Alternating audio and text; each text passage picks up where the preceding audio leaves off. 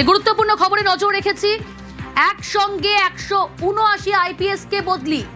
ভরসার 1 মাস, আজই 1 মাস পূর্ণ বিজেপি সরকারের। আর এই 1 মাসের মাথায় 179 আইপিএস কে বদলি, পাশাপাশি 12 পুলিশ সুপারকেও বদলি। পরিবর্তনের রাজ্যে পুলিশে পরিবর্তন। আর এক প্রতিনিধি সোমরাজ রয়েছে আমার সঙ্গে। সোমরাজ, 12 পুলিশ সুপারকে বদলি করে দেওয়া হলো, বড়সড় রদবদল।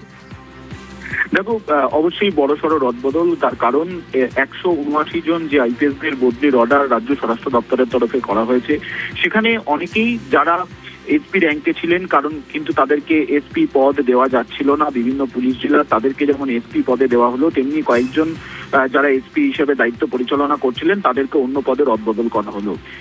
অবশ্যই নয়া সরকারের 1 মাস এবং সেই 1 মাসের মধ্যেই 179 জনের আইপিএস বদলি, যার মধ্যে কলকাতা পুলিশে বদল করা হয়েছে, যার মধ্যে সিআইডি তে রদবদল করা হয়েছে, যার মধ্যে এসটিএফ এ রদবদল করা হয়েছে এবং অবশ্যই এসপি পদও রদবদল করা হয়েছে।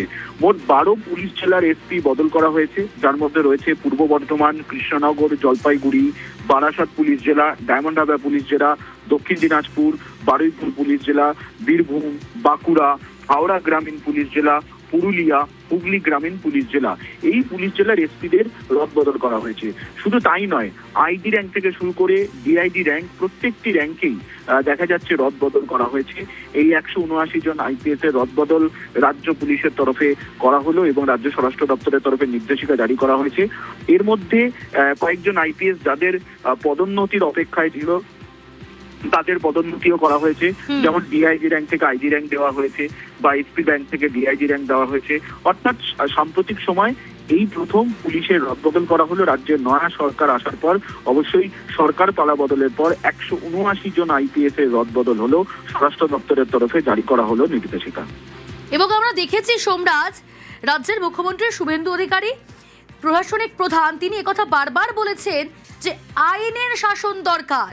বিজেপি সরকার আইনের শাসন চায়, রাজ্যে সুশাসন রক্ষা করতে হবে, প্রতিষ্ঠিত করতে হবে। সেই জায়গায় দাঁড়িয়ে ভরসার 1 মাসে এই যেটা বড়সড় পুলিশে পরিবর্তন, একসঙ্গে 179 আইপিএস কে বদলি, কতটা তাৎপর্যপূর্ণ? দেখো, অবশ্যই তাৎপর্যপূর্ণ। তার কারণ মুখ্যমন্ত্রী শুভেন্দু অধিকারী একটা বিষয় স্পষ্ট করে দিয়েছিলেন যে এবারে রাজ্যে আইনের শাসন চলবে এবং সেদিক থেকে দেখতে গেলে অবশ্যই পারফরমেন্সও একটা গুরুত্বপূর্ণ মাপকাঠি ছিল। তার কারণ তুমি দেখেছো যে রাজ্যের মুখ্য সচিব মনোজ কুমার আগরওয়ালও বেশ কয়েকটি প্রশাসনিক বৈঠকে স্পষ্ট করে দিয়েছিলেন বেশ